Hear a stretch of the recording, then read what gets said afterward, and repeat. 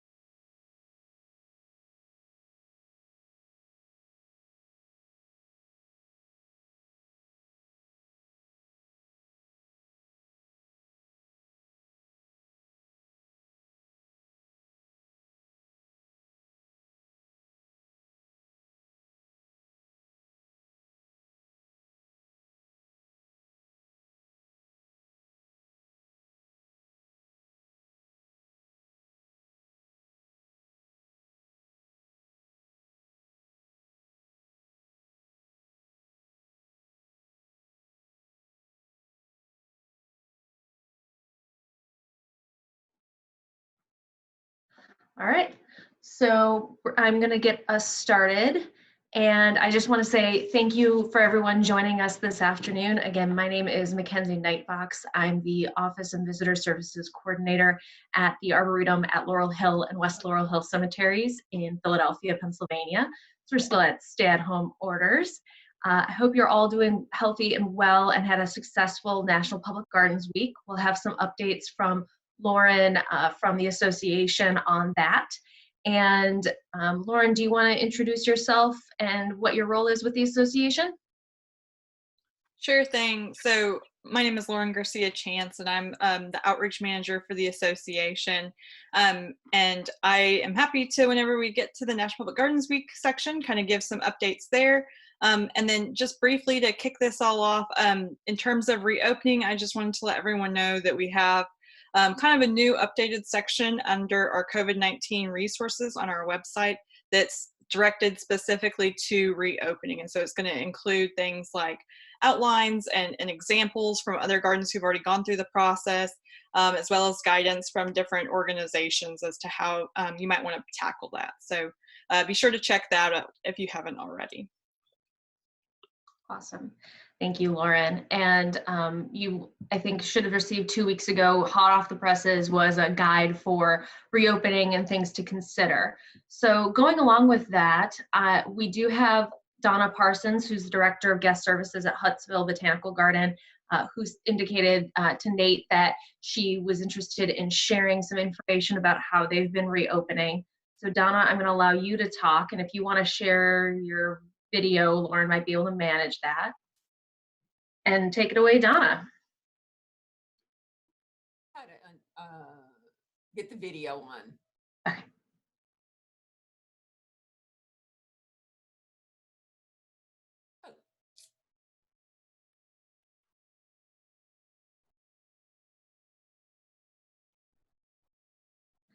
And if you can't get the video on, that's okay too. Yeah, we'll just move on. So we did open the garden here in Huntsville, Alabama, on March the 6th, and so we had to have special permission from the state in order to do that. But as long as we could follow and show some guidelines, then we were able to do that. I see somebody's having trouble hearing me. Yep, my speakers are good. So what we did was we did make people had to go on and purchase their tickets online, and we even made members go on and secure their times. So what we did was every half hour And so we started with a really low number that we felt like we could control. And we started with 50 per half hour. We're a 120 acre garden. And so we've already upped it to 100 per half hour, and we're managing it very well. It's not been a problem for us. Like I said, we ask members and paid admissions to go ahead and purchase their tickets ahead of time. We also ask them to bring their own hand sanitizer, their face masks, their face coverings, their bottled water, snacks, anything that they felt like they needed, because we don't have the cafe open. And we also ask them to carry their trash home with them. So that's helped. And we also put signs out in the garden as well. We are not offering shuttle service at the time, or wheelchairs, which we normally do, and that can something we can layer on at a later date. But right now, with 6 foot social distancing, that's not an option for us at this time. We did offer, our new guest center has pretty touchless restrooms in there. Other than locking the door, everything else is pretty touchless. So we have opened that one restroom and let everyone know that is the restroom that we do have open. And so, and we also still have some areas closed, like our children's garden, our nature center, and our butterfly house, although we are in the process of probably trying to open our butterfly house the week of June 1st. So we are now currently working on guidelines to practice social distancing. So we have the floor markers, we have signs once they arrive, once they pull through the garden gates. We have signs in the parking lot to remind them that they need their tickets. We have social distancing signs all the way up to the front door. And then, like I said, the signs on the floor for them to stand and to let them know, and they walk up. We also installed the acrylic shields at all of our registers. And we also have our gift shop open. So, and we are in the gift shop, we are not taking any cash. We are saying no cash transactions at this time. So it's gone really well. We're seeing probably about half of what we normally would have had. And at this time, but we are obviously not having any tourists, because I'm sure people are still not crossing state lines, as a lot of states are still closed. So I think that's all I have. Thank you, Donna. So let me see if I can get my, could you talk a little bit more about your protocol for the gift shop? I have visited Huntsville Botanical Garden, so I don't know how big your space is, but Beverly Morgan was wondering if it was open, which you said it was, and then what your protocols are. I wanted to know about protocols in terms of various things. Yeah, absolutely. So right now, what we have posted at the door is only 6 guests in there at a time. We know that we could take probably 25 in there, but we started small, and we know, and we only have that at the door, 6 people in there at a time, because we know we could change it to 10 or 12 or however as time goes on. I also went ahead and put the signs on the floor, and we kind of rearranged the gift shop a little bit, so it's kind of a one-way path. And we've got lots of doors that open. I mean, we've got doors that are probably 20 feet wide, so there's lots of places for people to enter and exit. We also put the shields there. We are requiring masks in the gift shop. We are not requiring them anywhere else, but we are recommending them in the buildings, but we are requiring them in the gift shop for our staff and for our guests. So had a little bit of pushback from that, a little bit, people not wanting to wear them. And then again, everything has to be either a check or a credit card. Okay. Do you have touchless payment options yet? We do not. Okay.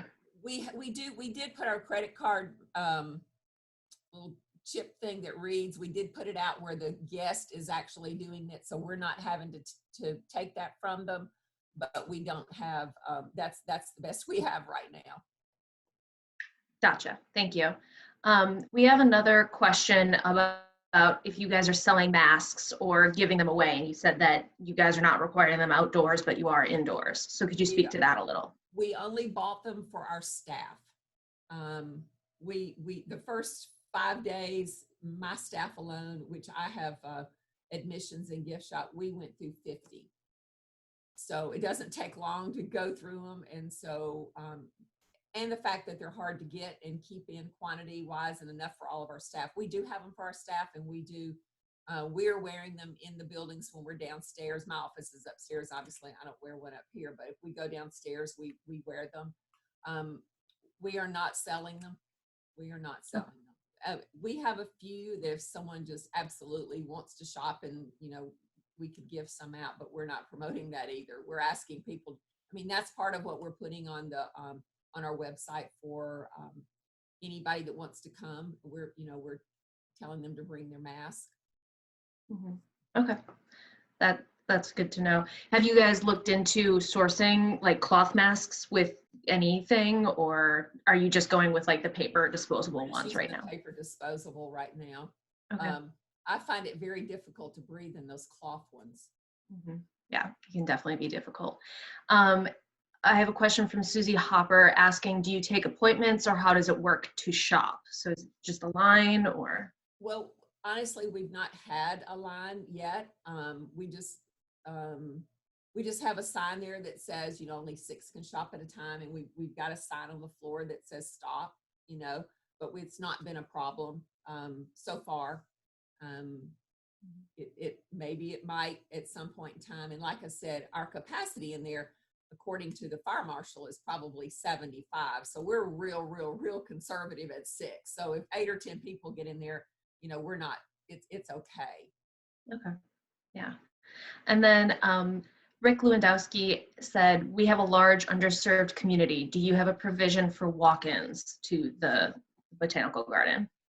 We obviously, we have all true. So that's what we use at the front desk and in the gift shop. So obviously anyone that uses it knows it has lots of limitations to it. So what we ran into is someone that specifically has a reciprocal membership. There's no way for them to go in and reserve a ticket because they can't log in as a member. And then if they go in through admissions, it would charge them. So if anyone calls, we have several email addresses that they like info at the garden. And so they can, and we're telling them that they can come on. Cause like I said, we've not been sold out. We were really close to capacity on Mother's Day, and we bumped from 50 every half hour to 60 every half hour. And we were still moving people through. There was never any lines in our guest center because our guest center is really large. So, and we also do the museums for all.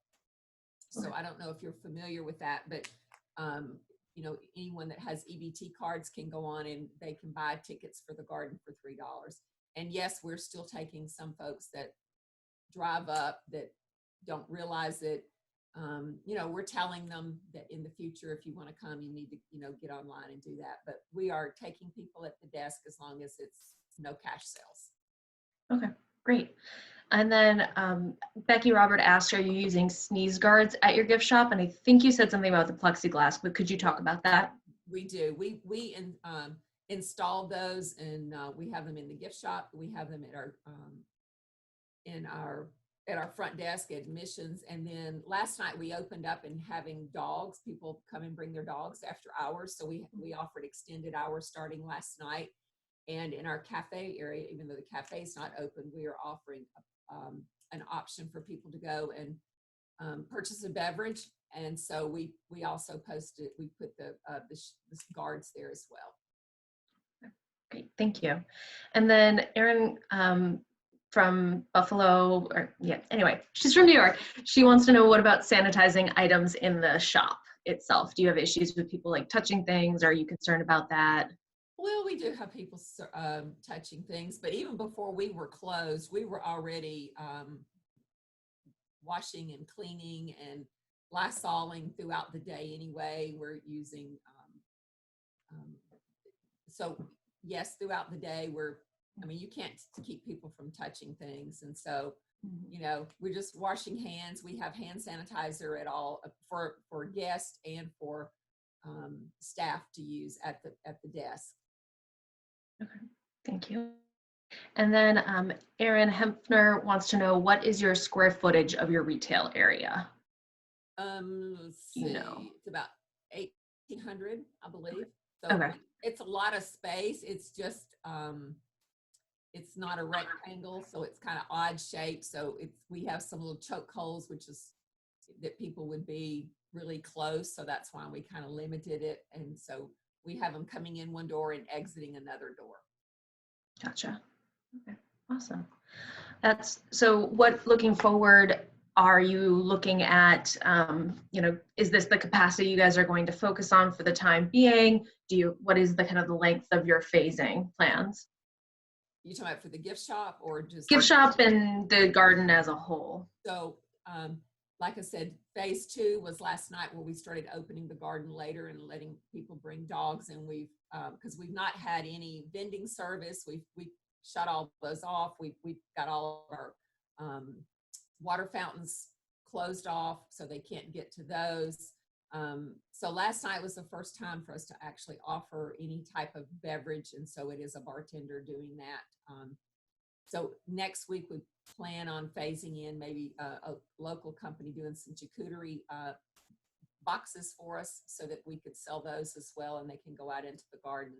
And then June 1st, we plan on our next phase is opening up part of our children's garden, because we need part of it open in order to open our butterfly house. We need to be able to use the entrance from the children's garden. So it's, I forgot how many acres it is. So it's pretty good size, but there's some areas in there that we still need to stay closed. So we're working on signage for that will just say this area is temporarily closed. We got a lot of signs out in the garden right now, which I hate, but we have to do what we have to do. And one of the other things is that when we open the garden, we're trying to direct people in a one-way. Ours is very linear, very north-south. So we're trying to direct people in a one-way fashion. If they get on a side path, then when they come back down to the main path, we have arrows trying to direct them all one way and then exit a separate way, so they're not coming back in on top of people that are entering. And it's gone really well. And like I said, we're 120 acres. We can take really a lot of people and not really get close. But some of the areas that we felt like we have an aquatic garden, there's certain areas where we put signs just to remind people social distancing. And currently, last week and this week, my staff, we walk the garden every hour and a half just to make sure that there's no problems or we're seeing anything. And we've done a few little adjustments with signs, and we've actually taken down some of the barricades because it doesn't seem to be a problem. That's great. So a couple more questions from Jonah Holland. Are dogs making it more difficult to manage the social distancing of guests? Is alcohol making it more difficult? Well, like I said, last night was our first try, and it was pouring down rain. So it was not a problem last night.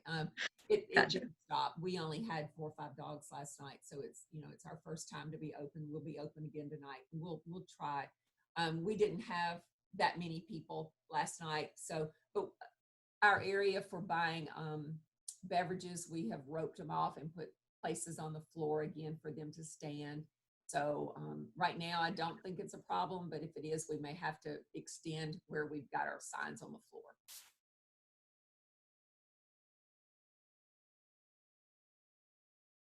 So thank you. And then have you had any pushback on limited access to bathrooms? Do you have any family facilities for those with infants?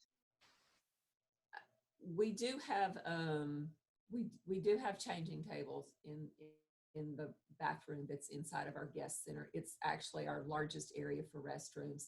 The ones in the back of the garden only have a couple stalls, so it's not like it was really feeding, helping a lot of people at one time anyway.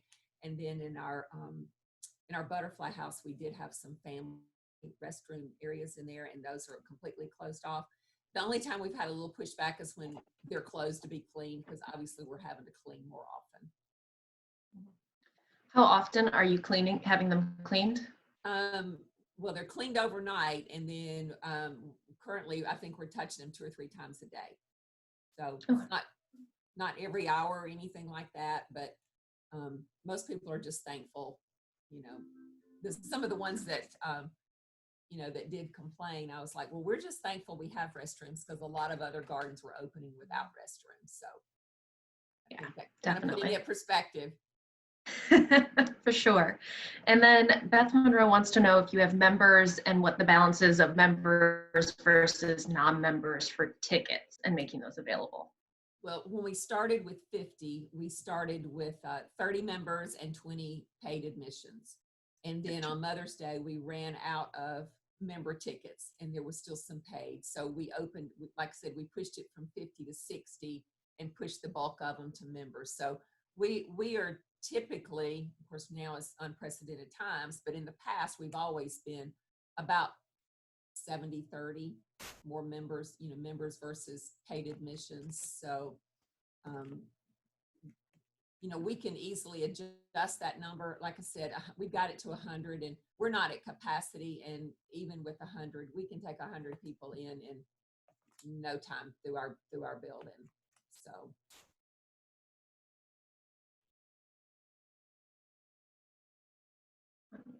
Thank you. So I think those are all the questions. Actually, no, two more questions. What are the current rules and restrictions in Huntsville? Because it varies by county and state. So what are your guys' guidelines and directives? For the city? I think under the restrictions that you're operating under for having the garden open and everything. Well, because typically, normally we fall under entertainment, and so obviously they're still not open yet, like other museums. So we had gotten permission from the Attorney General's office in the state, and they said that they would treat us like a beach or a public park areas that where there's lots of space. They sent us a letter and said it was not for any of the other museums, like the art museums. And of course, we're right next door to the Space Museum, which they're not open yet. And it's because we, and they wanted to make sure that we could show, due diligence. But now our city is open. I did go to dinner on Friday night. They've got tables, 6 feet apart, and you go and you order your meal, and basically we went and got it and then brought it back to our table. So there was little signs on the tables that said, please don't move the tables, there's social distance. And then, I guess as you got up and left, if you came back to the table, it said, raise your hand and someone would come and clean the table for you.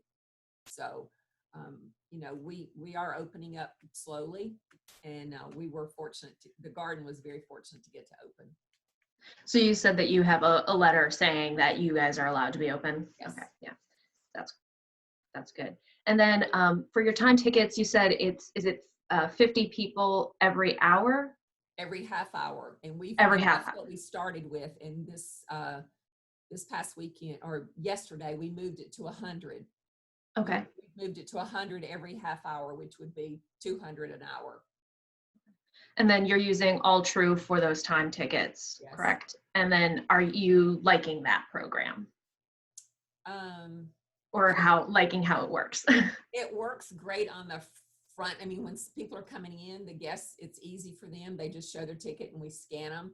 It's very easy. I'm trying to figure out today how to do the reporting end of it, because I was used to just going in to see, what sales were for the day. And now I'm having to really hunt. I'm having to really, look to see what we actually, because some we are selling, and then a lot of it's back office. And so your dollars don't match up with your tickets, because somebody could go in and buy tickets today, but you don't really know if it's for today or if it's for a ticket for next week.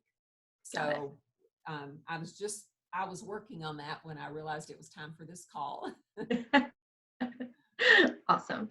Thank you. And then how are you training your staff on how to interface with visitors? Piper wants to know. So we were closed for 6 weeks, I guess. So when everyone came back to work, we all met. Our HR director went over training about what each person was doing, as a staff person, what you were to do before you came to work, and what the limitations were, and at what point what your temperature was. And we're supposed to be checking our temperatures before we come to work. We're not checking them at work. Okay. And then, to use our mask in areas, wash your hands, use the hand sanitizer. As far as guests, we're really, you know, we're just asking them to follow the guidelines. You know, when we tell them, you know, we're very fortunate to be open. And with that, we have to be very conscientious about every person and that make sure that we are following the guidelines that are set forth, you know, in the parking lot when they get here and out in the garden, because we did put lots of signs out in the garden. Mhm. Okay. And then how are you handling doors that have handles that visitors need to go through? Do you We've got have them doors? all open. They're all They're open. all open right now. Now, come July in the South, we probably won't be able to do that, but right now we are opening them up every morning. We've got, you know, going into the garden and coming out. We've got them open right now. But even, like I said, even before that, before we closed, we had sanitizer and we were sanitizing the doorknobs. You know, it's every chance we could get. You know, as soon as there wasn't anybody at the desk, we would, because my guest services staff was doing that. Okay, thank you. And then what is your protocol if staff exhibit any number of the symptoms of COVID? Well, we've already had one that has not exhibited any, but had been in contact with, I guess she was a third party contact. So protocol is just to let everyone know and then be aware. And if you show any signs of symptoms, you're supposed to, you know, report it and stay home. Okay, thank you. And then that was excellent, Donna. Thank you for letting me grill you with all those questions. I'm going to turn it over to Susie Hopper, who I think is from the University of Minnesota, the Landscape Arboretum. I'm going to keep you as a panelist because there are some general questions too, because you might have some answers to some of the questions. So I'm going to put you on mute. Susie, are you unmuted? We're having trouble with that. Oh, there we go. Okay, Perfect. I am no longer muted. Good. So what would you like to share? Did you have questions about things? How is it going? Well, it has gone, I would say, exceptionally well, given everything. And we are very lucky in that we have a 3-mile drive through our grounds, and that has enabled us to basically open the Arboretum without social distancing, without having to take extraordinary measures to keep people apart. And we have basically sold out of those tickets. There are 155, I believe, per hour to go through 3 Mile. And people do make a reservation. And so everyone has to make a reservation. The difference between this and a normal visit to the Arboretum is that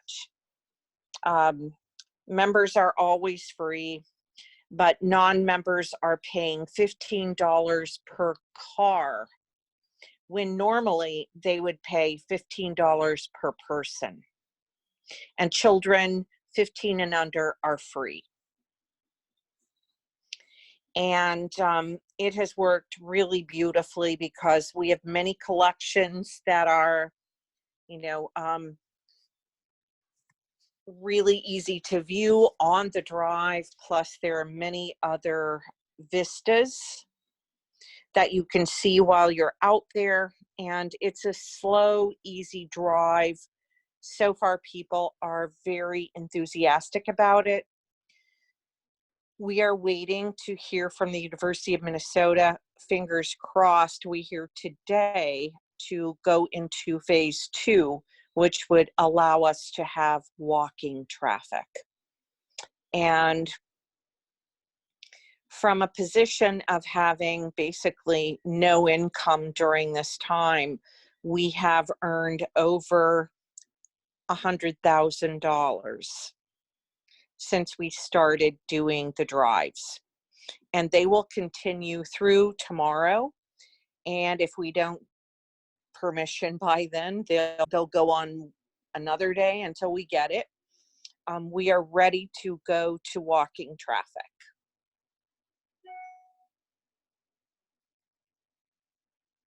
So then there's a question, how do you plan to go back to a walking garden only? Is the 3 mile drive always driving or just? It is always driving.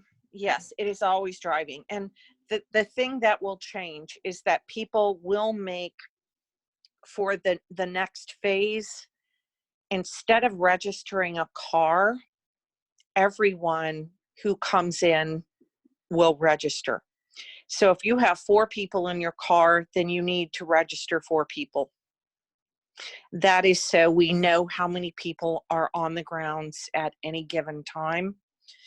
And what we think will happen is that people will probably come in, drive their car around 3 Mile Drive, then park in our main parking area, and then take the 3 walking options that are available to them. So you don't have to come in as a car per se anymore. You register to come in, you can drive, you can walk. I think my major concern is that people will come in and stay all day. I hope that doesn't happen. But, you know, people are really hungry for the outdoor experience. And so, you know, we don't have a way as of this time to, you know, make people leave or ask people to leave. So we have fingers crossed that it works the way we hope that it does. That's completely understandable.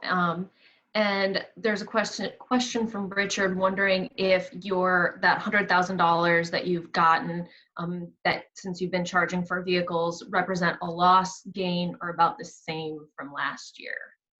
I have a guess, but it is definitely a loss. And Richard, that is only from the gate tickets. That is not from renewals or new memberships, which have done very, very well. So I'm sure Nate, are you on here? Nate is not. He is he's not feeling well today. Not related to, I don't think, to any sort of virus. Sorry. But he could definitely speak to that. Renewal rates have been amazing, and also new memberships. So this is merely, you know, the $15 per car coming through the gate. No, I think we believe that we are operating right now about, you know, $350,000 per month that we are closed. So it's something, but it's not everything. Got it. And I'm not sure, Susie, if you might be able to answer this. There's kind of 2 questions. One, how are you prompting new memberships? And then also kind of what types of perks, if any, gardens are offering their members. So that second one is, I guess they're both for you and anybody else that has answers for that. Maybe Donna too, you can speak to that. Well, I would tell you that neither Nate nor I have been very happy with the response to perks for members. And I think that we have given members a heads up when we were going to open, but it wasn't much of a heads up. I will tell you, it was a couple of hours. And then we announced it on social media, and I put out press releases, and our ratio has been 60-40 members to non-members coming through this drive. And Nate and I have both wanted it to be something different, but given that we are a nonprofit, that we earn 92% of our operating fees with philanthropy and gate fees and events, there is a definite desire from our leadership to get paying guests in the door. And so we have not given them really any kind of perk. For the next phase of this, our guess is that we will be able to give them 3 to 4 hours. And if we get the okay from the university and it's late in the day, then I'll wait until the next morning to put out public announcements and give membership overnight. The first shot at filling up the available spaces. But we have both felt that we would like very much to be able to have members be the first people in the door. We also believe that they will follow the rules and that they know our grounds and will be more willing to listen as we ask specific things, and that they will know the grounds well enough that they will be able to be self-sufficient in a lot of ways, because it's not like we have staff members every 15 feet helping people along. There is an enormous amount of signage, and not very many staff members, will be out there when all of this takes place. So it is, it's kind of a wing and a prayer in a lot of ways. We do have one-way routes through the 3 different garden opportunities that are available for walkers. But, there is a thing called 3 Mile Walk, and out on that trail, there won't be staff members. So if they wander off, if they go to places they're not supposed to go, we're going to have to pick up those pieces, because there is not a tremendous amount of oversight being done on those walks. And they are out of sight. The ones that are near the building, there will be people up there, but the 3 Mile Walk is 3 miles. And so it does give people an opportunity to be out of sight and be in places that they are going to have to self-regulate. Mm-hmm. And Donna, do you have anything to add to that as well in terms of memberships, prompting new ones, that kind of thing? So what we did was we used our members kind of as a trial for the garden being open. So we opened the garden 3 days to just members.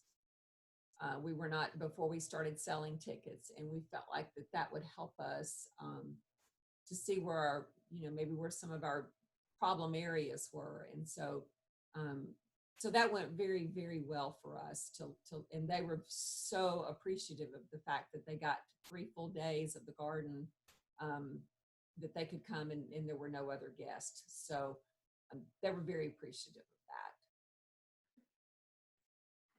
Thank you. And another membership related question, and then there's another etiquette area, but Beverly Morgan wants to know if anyone is extending yearly memberships to make up for the time their gardens were closed. So Donna and Susie, are you guys doing that? If anyone else has things to share, please just raise your hand and I'll allow you in on here too. So what we're doing is we're not automatically offering anything, but once someone renews their membership, we're going ahead and giving them an extra month. If someone asks about it, then we're doing it, but we're just not automatically doing it until they renew. So as they renew, it's kind of a reward for renewing. Okay, that's nice. And at in Minnesota, we are not extending unless people ask for it specifically. Great. Thank you, Susie. And then Becky Robert from the Scott Arboretum of Swarthmore College, they never closed, but they've seen a lot of new visitors who don't know garden etiquette, and they now have reduced staff to guide everyone. So like as you're opening, are you adding garden etiquette signage? Are you seeing this too, Donna, in Huntsville, where you're getting new people, or how's that working for y'all? We're seeing new people, but we've not had to add any signage as far as etiquette. Again, we had guidelines we have posted on our website, and we also have them posted at the door. I moved them to the front door as people are coming in case there was someone that had never been to the garden. Just some guidelines, but we have not added any extra staff. Actually, we're not even back to capacity of what we were before we closed down. We've not added extra staff. But we've not had any problems.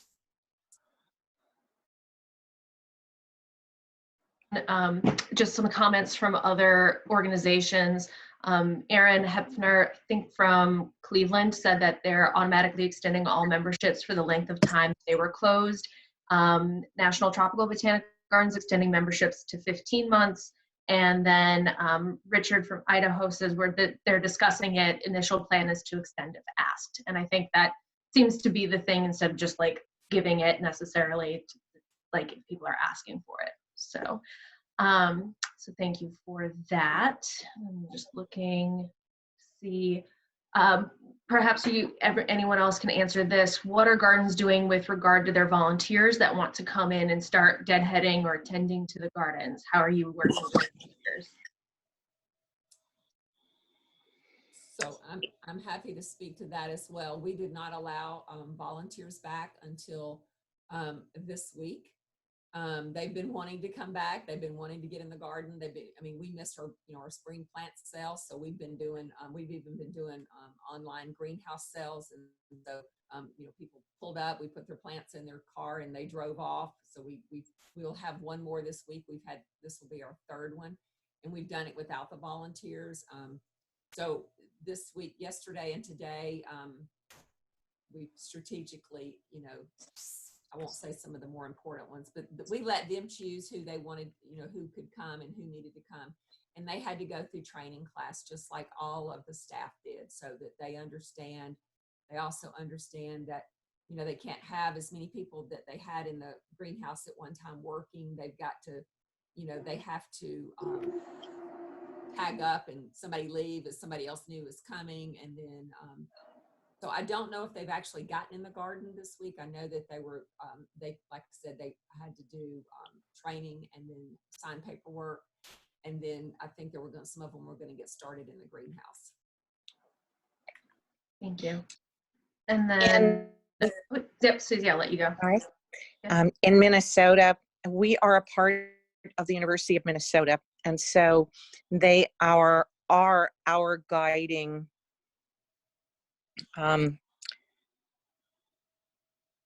board. They're setting all the parameters for us, and we are not allowed to have volunteers at least until July 1st. And we have 900 active volunteers. So we had 8 gardeners on 1,200 acres until 2 weeks ago. Now we have 15. And it is not enough. We also cannot bring back regular staff. So there are, I think, 9 of us who are not gardeners, who have the ability to be on site. We have to sign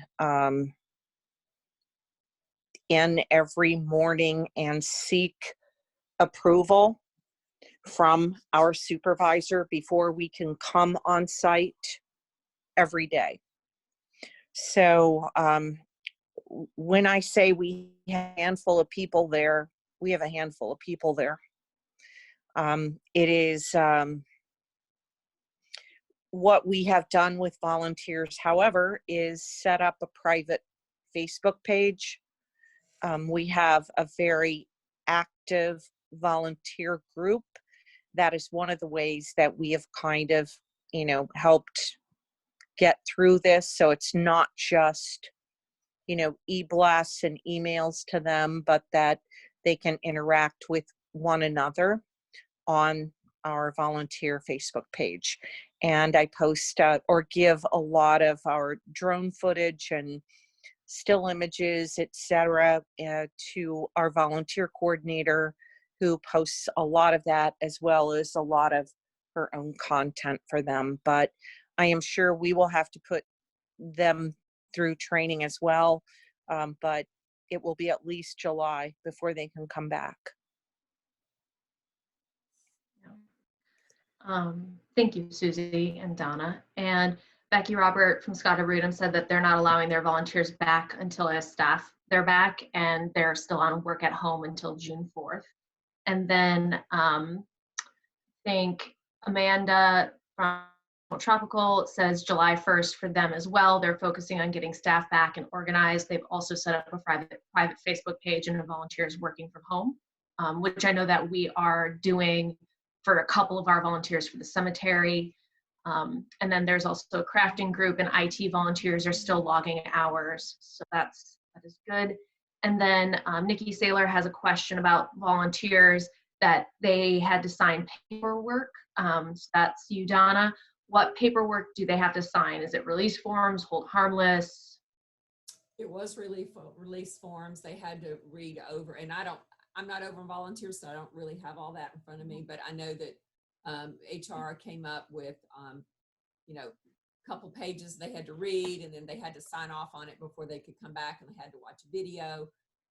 And so in order for them to come back, but it's going to be very few. And we had hundreds of volunteers here as well. And so we only had four staff members here at the garden while we were closed when I say it was not pristine when we opened, it was nowhere near what we normally would have had. But I can tell you, people were just thrilled to be here, and I don't think they noticed. We didn't have anybody complain about it. I mean, we got the grass mowed, and there's still weeds, and they're going to be for a while till we get more people here.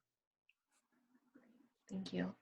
Exactly the same way in Minneapolis. It really, while I think for our normal standards, we were kind of shocked at where we were, but the public didn't seem to notice at all.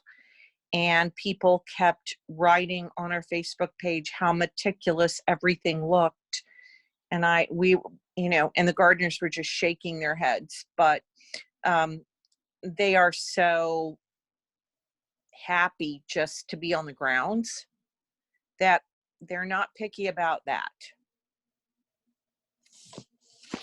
That's great. And I think too, as people who are working in horticulture, we know what we're looking at. The general public doesn't always know what they're looking at. So as long as it's green, Right. It looks, they're happy. Beverly Morgan wants to know, Donna, if you'd be amenable to sharing the document that you had your volunteers sign, because they don't have the luxury of an HR department. Is that something that Huntsville would be willing to share? Probably. I could just need to get that. Just give me your email address. Yeah. Beverly, if you want to put your email address in the comments on the chat to the panelists, we can get that over to Donna. Or Don, if you would be willing to share it with more people, we can actually share it as a resource on the association page or within the community as well. Okay, so who do you want me to share it with? With you all? Yeah, actually, Donna, you can just send it to, I'll send you an email after this, and then we'll get it up in between Lauren and I. We'll make sure it gets online. Perfect. Yeah. Great. And then Becky Robert did say that there have been some good resources on the volunteer group there to Beverly with the association. So then there was also a comment that I missed before. Jennifer from Descanso Gardens said that they've not required advance tickets for members, but that has been a huge member benefit. And kind of to your point, Donna, of allowing people, the members, to come in first. I feel like, as Susie also alluded to, it's nice because they're familiar with the place, so you don't have to make sure that you're communicating everything you would for the general public necessarily. So, and then a question too, for gardens that rent out the venue for weddings, what are you doing regarding new pandemic verbiage in contracts, refunds, rescheduling, or how have you dealt with that? Thoughts, comments, feelings. We're in the midst of all of that right now. We were fortunate that a lot of people rescheduled, and so we didn't have to give back, you know, a lot of money. I guess part of it is people that had proms and things. Those have probably been the most that we've had to refund. Weddings and things, most of them are moving, changing dates as they can. We have one of our largest spaces, seats 350 according to the fire marshal. So we got to figure out how to make half that. So that's what we're doing. That's basically what they're saying around here, that it has to be half of what your capacity is, and that your tables have to be 6 feet apart, and there has to be a sign on the table that says, you know, no more than so many people at a table unless they're family. So yeah, there's a lot of that. A lot of that to work through as well. Are you just developing that kind of as you go, and then having your person scheduling it communicate with the individuals, or? You know, and that's a different department. I'll be happy to look at that, and if I find anything, I'll be happy to share that as well. Okay, great, thank you. We have 1, 2, 3. We have four rental venues here. Okay, great. Thanks. And then I've got 2 questions that are kind of tangential, but not tangential, but different, pivoting. So Tina Worthman says, we're a free botanic garden, so they don't sell tickets, which makes the time to entry difficult. Does anyone else have this situation? And if so, how are they handling it? So if there's anyone that wants to speak to that. And then also, did any gardens have an associated spring garden tour? And if so, how was it affected? And maybe Donna, if you could speak to programming. We didn't have a spring garden. We don't have a spring garden tour. I mean, obviously our garden itself, but I'm thinking you're talking about a separate type thing, which we don't do. As far as the, I forgot what the other question was. The time ticketing for a free garden. I would think that you could handle that just like members, because members aren't going on to pay. So, but we are requesting people to go on and reserve the time slot that they want to come.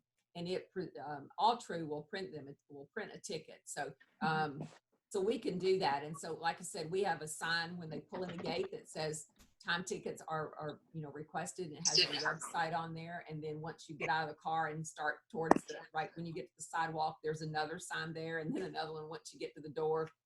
And then, so I think that they could, most places, you know, most of them could do that if you have the ability, because I know our members are going, we're requesting them to go on and do it, and there's no charge for that. Okay.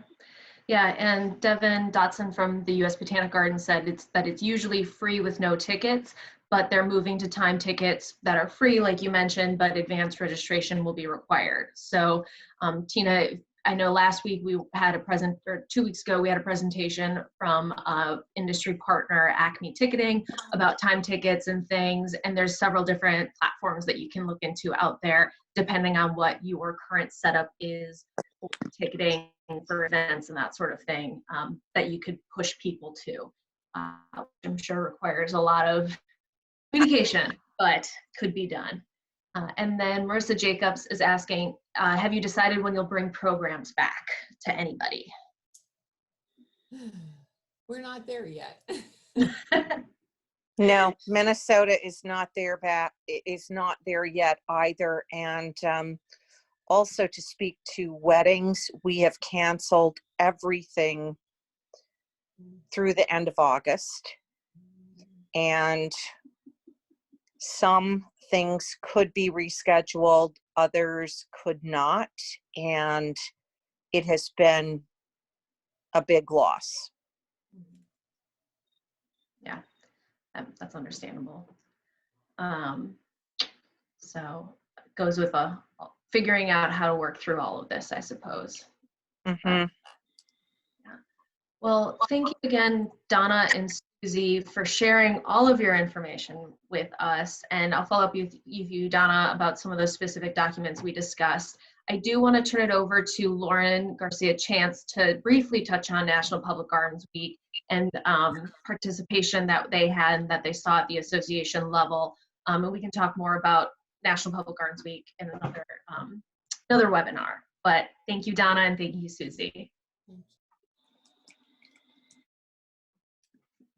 Well, so to just briefly kind of summarize, I think the idea of this is just to give y'all an idea of kind of what happened. So first of all, thank you to everyone whose gardens participated in National Public Gardens Week. We ended up with 235 gardens, which is the most gardens we've had register for National Public Gardens Week yet.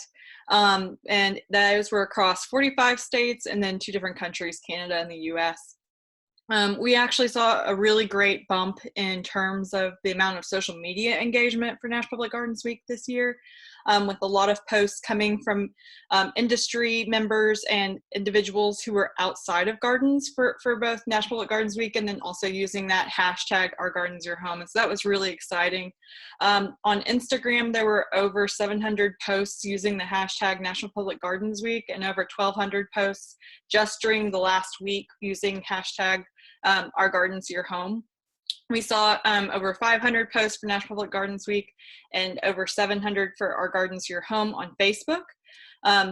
More than 300 posts for National Public Gardens Week and more than 750 for Our Gardens Your Home on Twitter. And then about 100 posts for National Public Gardens Week and similar for Our Gardens Your Home on LinkedIn.